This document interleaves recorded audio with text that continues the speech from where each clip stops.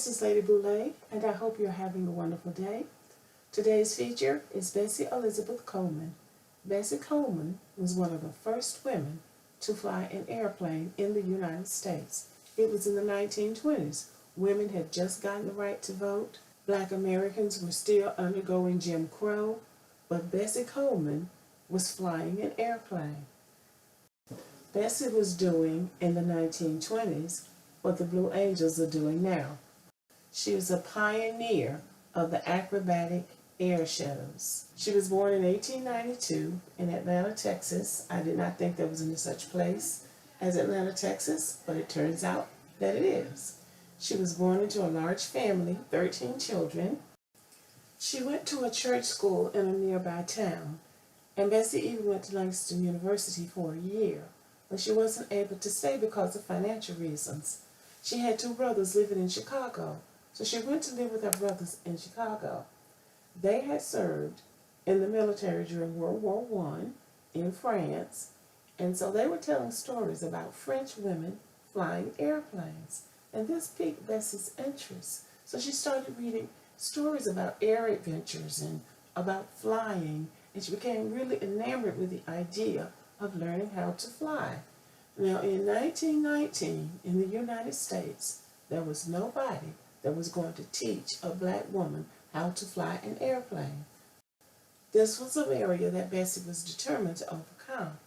Aviation was new in the 1920s. It was the new technology, so everybody was talking about it.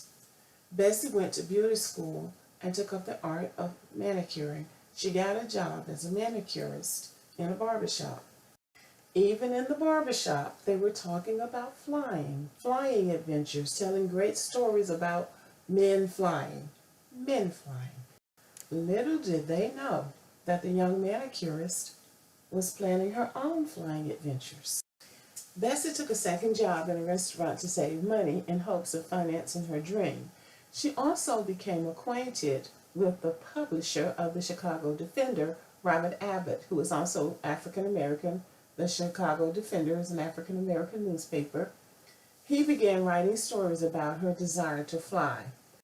This was a bold dream for a black woman in 1919, but this man got on board with her dream and became her mentor. He urged her to take a French-speaking class. He also encouraged her to apply to a French flying school. Going to France was the key to realizing her dream. Finally, on November 20th of 1920, Bessie was on her way to France. She stayed for 7 months learning to fly an airplane. Her instructors said she was a very good student.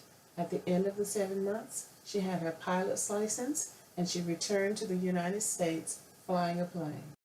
Air travel was not common in 1921.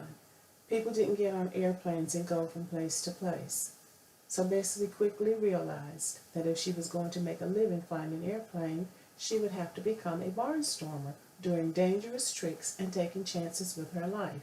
She did not have the skills for that, so she returned to Europe, where she studied for several months with some of the best pilots and some of the most advanced pilots in Europe. She learned the techniques and tactics of stunt flying, and when she returned to the United States, she had mastered the skills of exhibition flying.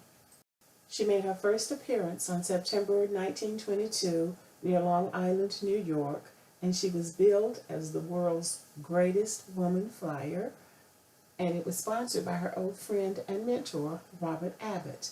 This event was done to honor the 369th Infantry from Harlem, New York, called the Harlem Hellfighters, and she was an immediate sensation.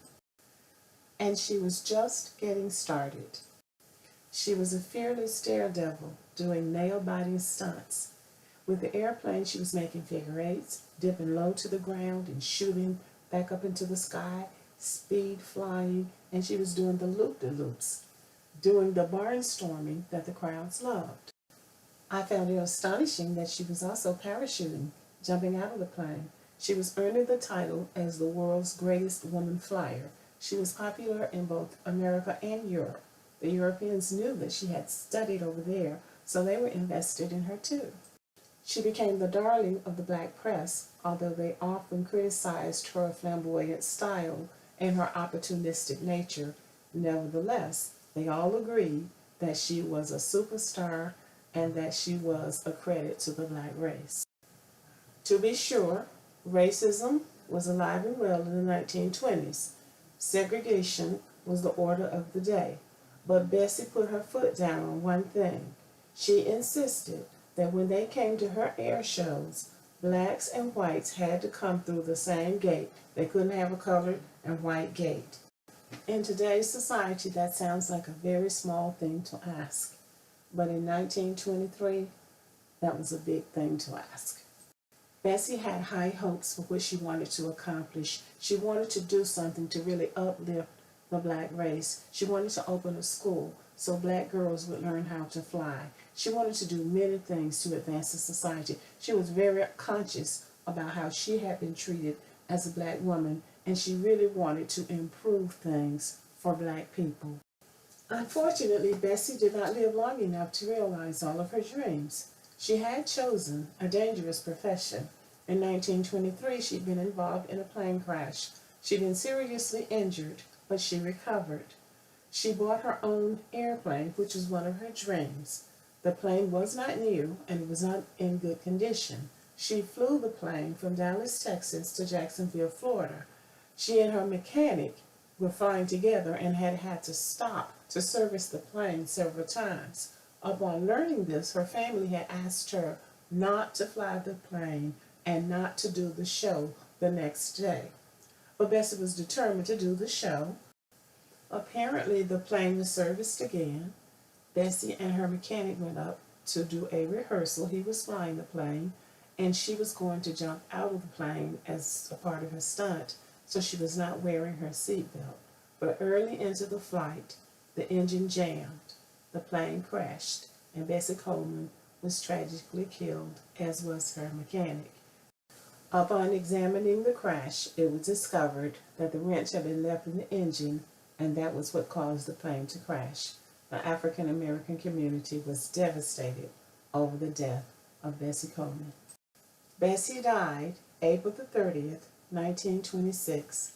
She was 34 years old.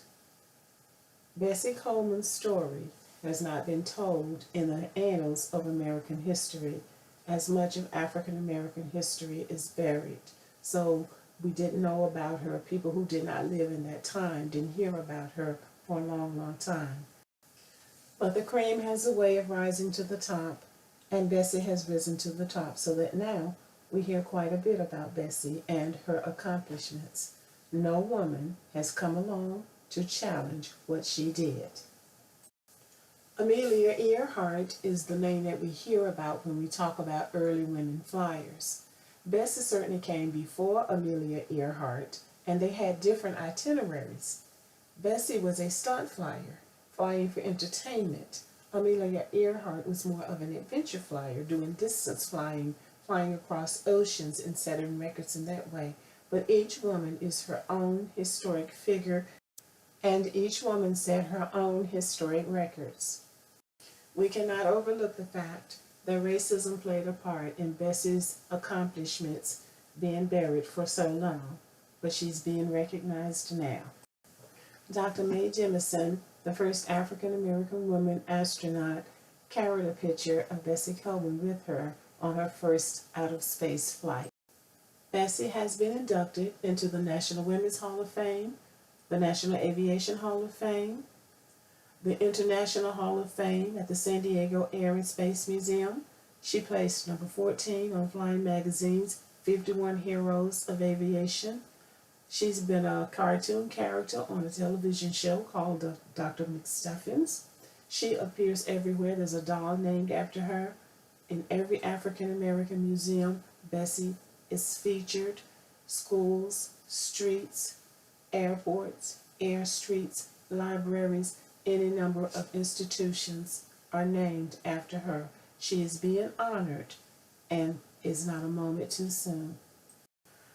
Just a touch of irony. Although Bessie had to go to Europe to get the training to become a pilot, Once she returned to the United States with her extraordinary skills, she was quickly accepted.